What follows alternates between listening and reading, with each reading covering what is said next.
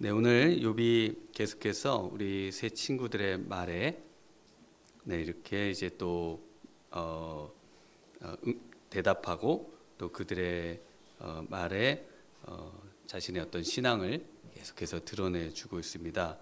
그런데 이제 오늘 말씀에서는 욥의 친구들의 그런 생각이나 말과 거의 비슷한 말을 합니다. 그래서 이 말이 이런 악인들이 있고 또 악인들에 대해서 그 18절 이하로는 하나님께서 악인들을 처단하시는 악인들의 운명에 대해서 또 이야기를 하기 때문에 이 글이 이 말씀이 지금 친구들의 말이 아닌가 이렇게도 많이들 또 이해를 하기도 합니다.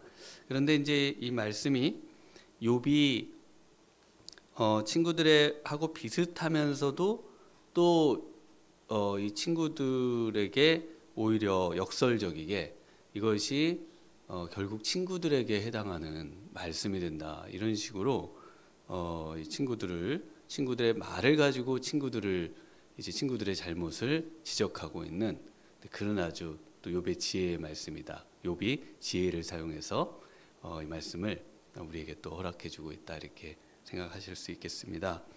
1절부터 잠시 살펴보면요. 어찌하여 전능자는 때를 정해놓지 아니하셨는고. 정해놓으셨나요? 안 정해놓으셨나요? 정해놓으셨죠. 그래서 이 욥은 이제 아브라함 시대의 인물로 우리가 이해하는데요.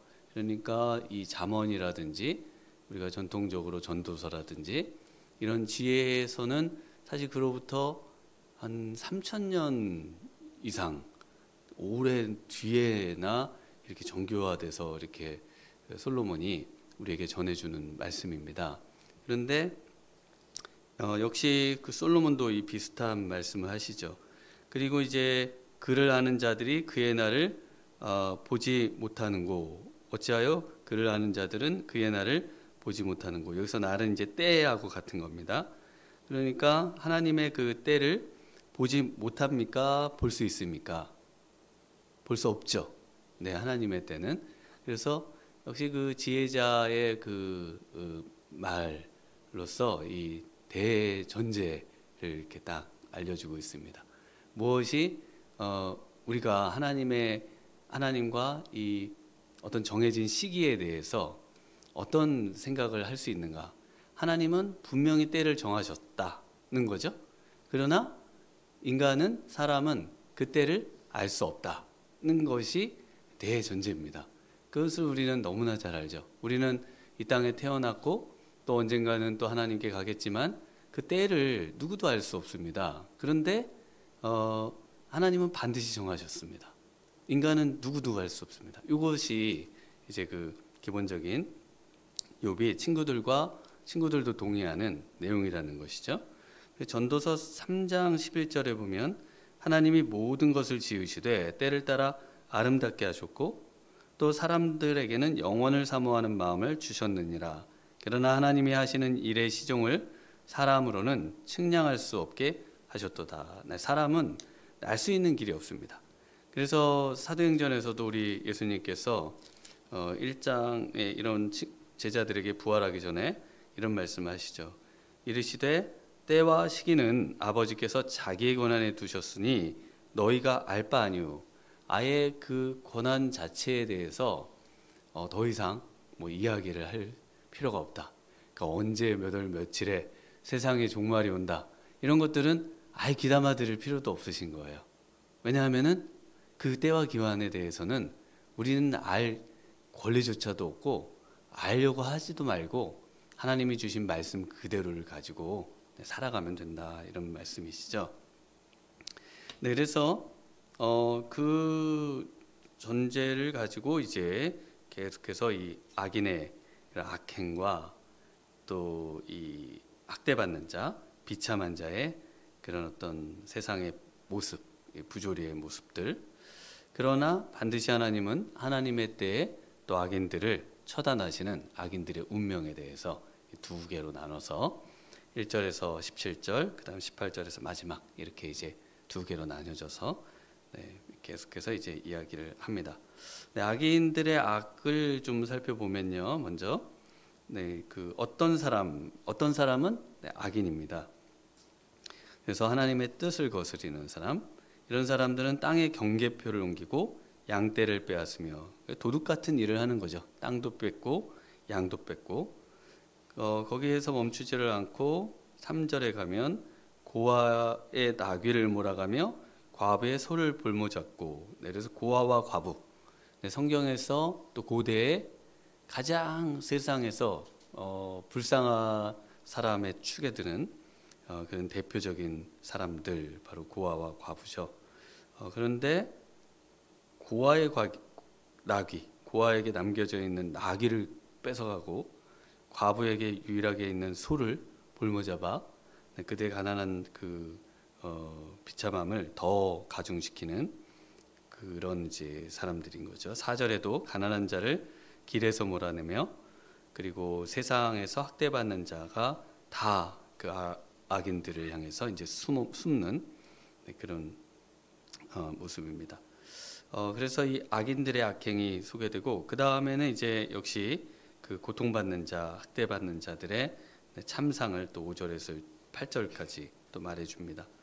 거친 광야의 들나귀 같다. 그래서 빈들에서 정말 죽어라 일해서 간신히 먹고 사는, 그래서 자식들을 간신히 먹여 살리는 그런 고통 중에 있는 것을 볼 수 있습니다. 그래서 6절에도 밭에서 남의 꼴을 베고 악인이 남겨둔 포도를 따서, 룻이 보아스의 그 타작마당, 또 보아스의 밭에 가서 그 떨어진 것들을 주어서 그 시어머니와 먹고 살던 그런 것처럼 이 남들이 남겨놓은 것을 가지고 간신히 그렇게 이제 먹고 사는 모습입니다. 그래서 이 음식이 없어요. 그리고 6절에 7절에는 의복이 없습니다. 그래서 의복이 없어 벗은 몸으로 밤을 지내며 추워도 덮을 것이 없다. 8절에는 또 아예 피난처도 없습니다. 그래서 소나기를 맞아도 젖어요. 왜냐하면 뭐가 좀 천막이 있거나 뭐가 거처가 좀 있어야 되는데 몸을 숨길 만한 곳이 없어요.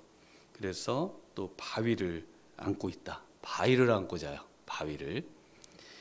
그래서 이 바위를 안고 자는 그런, 먹을 것도 없고 의복도 없고 집도 없고요. 그리고 9절에서 또 다시 어떤 사람, 약한 사람이죠. 약한 사람은 고아를 어머니의 품에서 빼앗으며 가난한 자의 옷을 볼모 잡는다. 그래서 이 모든 걸 다 빼앗아가요. 그래서 이 아이도 빼앗아가는, 그리고 또 유일하게 남겨져 있는 옷도 가져가는 그런 악행을 저지르고요. 또 10절부터 또 이제 억압당하는 자, 비참한 자의 모습이 나옵니다. 역시 동일하게 계속해서 힘든 삶을 살죠.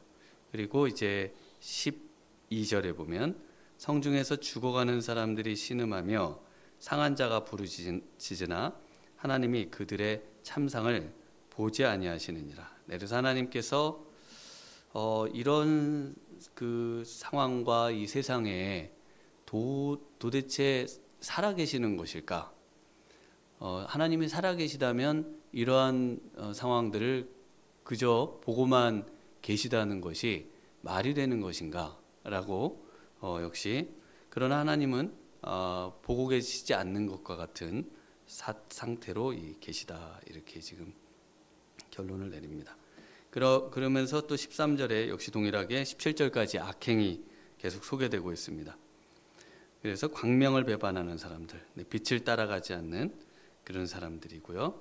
또 사람을 죽이는 그런 사람들이고요. 14절에 보면, 그리고 도둑 같은 그런 사람들이고요. 특히나 이제 학대받는 사람, 가난한 사람들을 죽이는 사람들이고요. 또 간음하는 사람들이고요.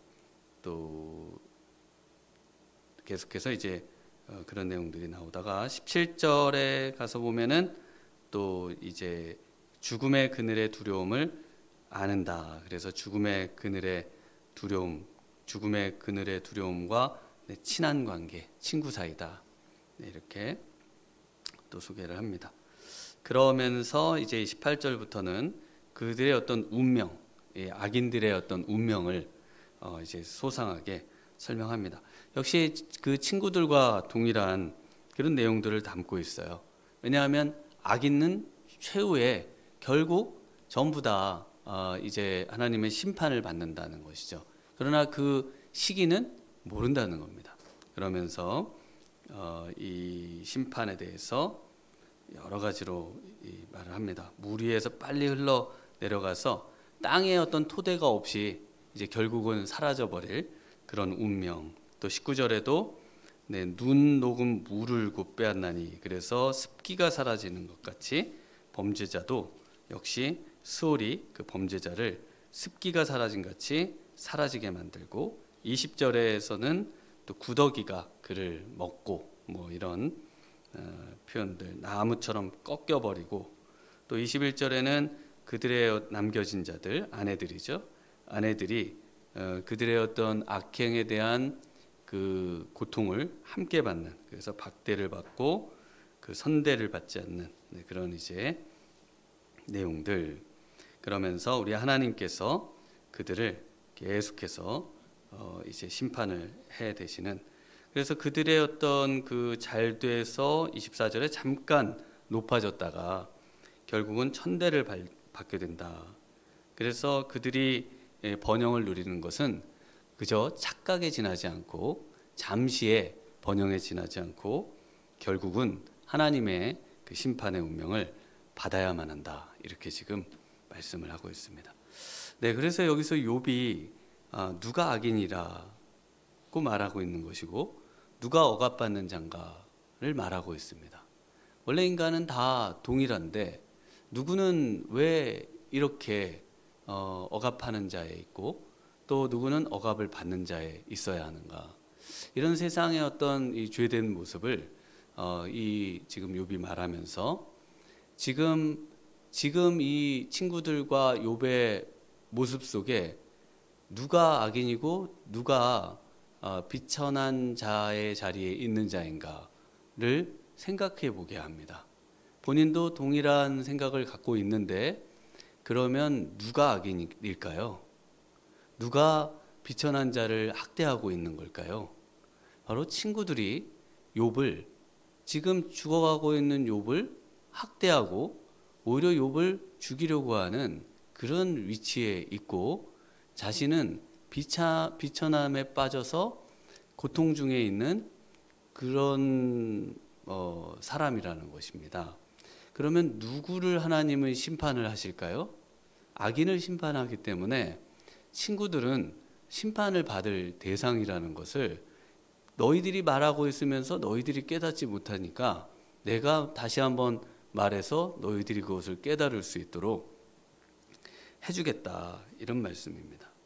이것이 로마서에서 사도 바울이 유대인들을 향해서 또 했던 말이죠. 로마서 2장에 보면요. 그러므로 남을 판단하는 사람아 누구를 막론하고 내가 핑계하지 못할 것은 남을 판단하는 것으로 내가 너를 정죄함이니 판단하는 내가 같은 일을 행함이니라.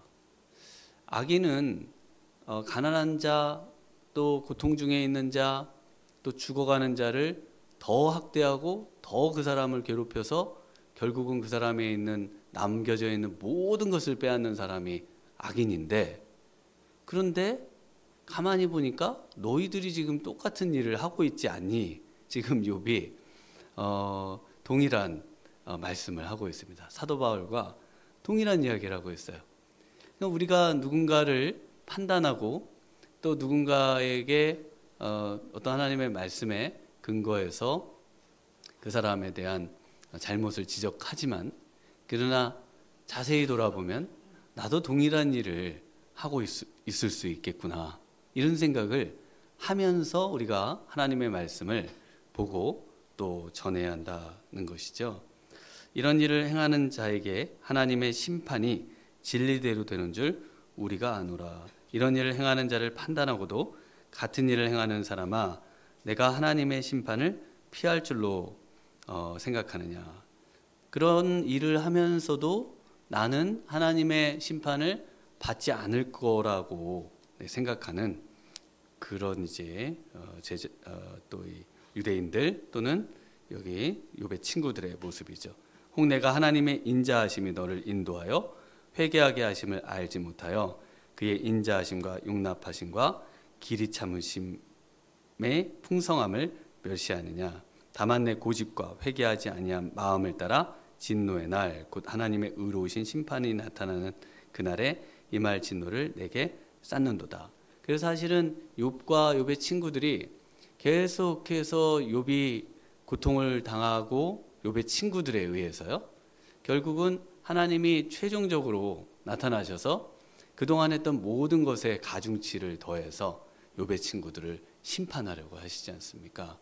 그러니까 그런 어떤 그 상황에서 욥이 지금 이 시점에서 너희 자신을 돌아보고 다시 그 굳은 마음 그리고 회개치 아니하는 그 마음 그리고 고집스러운 마음 욥의 말은 전혀 듣지 않고 욥의 말을 듣지 않는 이유가 뭘까요?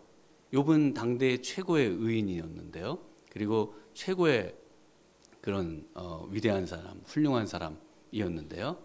욥이 처한 그 환경, 비참에 빠져서 이제는 우리의 학대를 받을 사람이 우리에게 뭔가를 말한다는 것은 말이 되지 않는다. 그래서 그 겉과 외모와 이 모든 것으로 판단하는 그 중심으로 판단하고 그의 생각을 들어 판단하는 그런 영적 안목을 잃어버리고 외적인 것에 현혹돼서 그저 외적인 것에만 따라가는 그 친구들의 모습을 여과 없이 아주 적나라하게 욥이 보여주고 있다는 것입니다. 오늘 이 아침에 저희가 또 기도하면서 하나님의 말씀이 누구에게 적용되기 전에 나에게 적용되고 그리고 내 마음이 정말 하나님 앞에 온전한 마음인가. 오히려 하나님의 말씀이 정말 욥의 친구들처럼 남을 판단하는 그런 기준이 아니라 나를 돌아보고 늘 하나님 앞에서 눈물과 기도와 회개로 정말 우리 하나님이 보시기에 그리고 사람을 늘 사랑하고 오히려 사람의 중심을 보고 영혼을 보고 사람을 대할 수 있는 그런 하나님의 시각을 갖는 그런 신앙으로 또 오늘 아침 기도 가운데 승리하시는 우리 성도님들 되시길 바랍니다. 기도하시겠습니다. 하나님 아버지 감사합니다. 오늘 이 아침에 우리 욥이 또 전해주는 말씀을 가지고 이 아침 기도하기를 원합니다.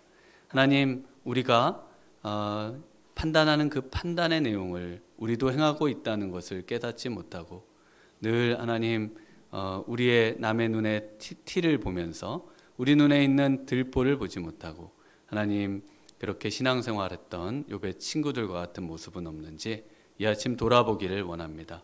하나님 아버지 가난하고 또 하나님 비참에 처한 자들을 긍휼히 여기고 불쌍히 여기는 마음을 주시옵시고 하나님 그러한 처지에 우리는 있지 않기 때문에 우리는 우월한 자고 우리는 뛰어난 자고 그들은 뭔가 재앙을 당하고 있고 하나님의 심판을 받는다는 그런 생각이 아니라 정말 하나님 그런 상황에 있는 자들을 긍휼히 여기고 오히려 우리 예수님처럼 그들을 위해서 하나님 십자가에 못 박혀 죽으신 것처럼 하나님 그 사랑을 하나님의 사랑을 증거하고 또 우리 자신을 돌아보아 우리 안에 조금이라도 우리 하나님 보시기에 부끄러운 것이 없는지 살피며 날마다 정말 깨어서 기도하고 우리 하나님과의 깊은 관계 속에 나아가 우리 하나님을 기쁘시게 하는 이 아침 복된 하루 되도록 주님께서 인도해 주시기를 간절히 소망하오며 예수님 이름으로 기도하옵나이다. 아멘.